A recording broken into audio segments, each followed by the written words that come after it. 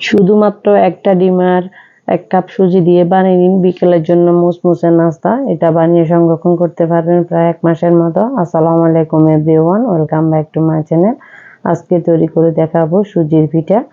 তো এর জন্য লাগবে আমাদের একটা ডিম। আমি এই ডিমটা ভেঙে নিয়েছি। অবশ্যই এটা রুম টেম্পারেচারে রাখতে হবে। যদি ফ্রিজে থাকে তাহলে আধ ঘন্টা আগে নামিয়ে নেবেন। তারপর দিয়ে দিচ্ছি পরিমাণ মতো চিনি আর দিয়ে দিচ্ছি লবণ। এটা মিষ্টি খাবারকে ব্যালেন্স করে। লবণটা দিলে আপনারা চাইলে স্কিপ করতে পারবেন। তো এবার আমি সবগুলো উপকরণ সবসাথে ভালো করে মিশিয়ে নিচ্ছি যাতে চিনিটা গলে যাওয়া পর্যন্ত। আপনারা এটা কাঁটা চামচ দিয়ে করতে পারবেন। আমি হ্যান্ড উইচ দিয়ে করে নিচ্ছি। প্রায় 3 থেকে 4 মিনিট করার পর চিনিটাও গলে গিয়েছে আর কালারটা একটু চেঞ্জ হয়ে আসছে। তো এরপর জন্য আপনারা দিয়ে দিতে পারেন ভ্যানিলা এসেন্স। আমি দিয়েছি এলাচ গুঁড়া, যে যার পছন্দ মতো দিয়ে দিবেন।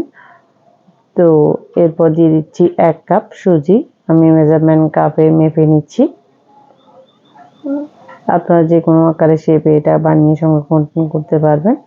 তো এই স্বাদ বাড়ানোর জন্য দিয়ে দিচ্ছি আমি 1 টেবিল চামচ গুঁড়া দুধ।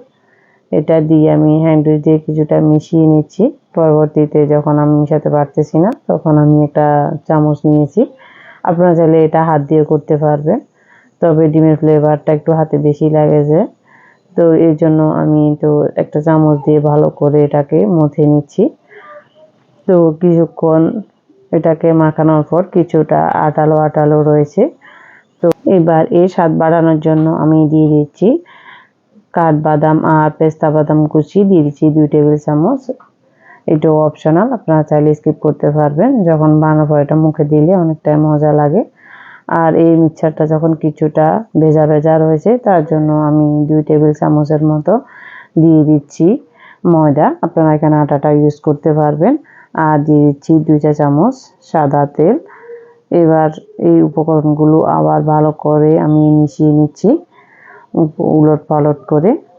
আর ডিমের সাইজটার উপর নির্ভর করে। আপনাদের ডিমের সাইজটা যদি ছোট হয় বা মাঝারি হয় তাহলে এই ময়দাটা অ্যাড করা লাগবে না।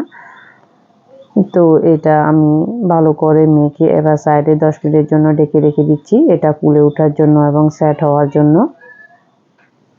তো 10 মিনিট পর দেখুন এটা অনেকটা শুষ্ক হয়ে গেছে।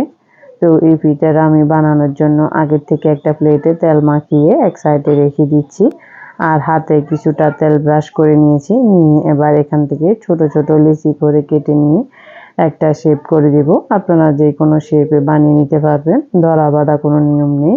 যে যার পছন্দ মতো শেপটা করে নেবেন, লম্বা চ্যাপ্টা গোলাকার। তো আমি এরকম সাইজ করে নিচ্ছি। তো এইভাবে করে আমি সবগুলো বানিয়ে নিচ্ছি। খুবই সোজা, সামান্য একটু ডো নিয়ে হাত দিয়ে আপনি ঘষে ঘষে গোলাটা করে নেবেন, লম্বা চ্যাপ্টা যে যার মতো। তো আমি এভাবে করে মাথাটা একটু চিকন করে আর গোড়াটা একটু মোটা করে একটু চাপা পাতার শেপ অনুসারে দিয়েছি। এটা ফুলে গোলাকার হয়ে যাবে পরে।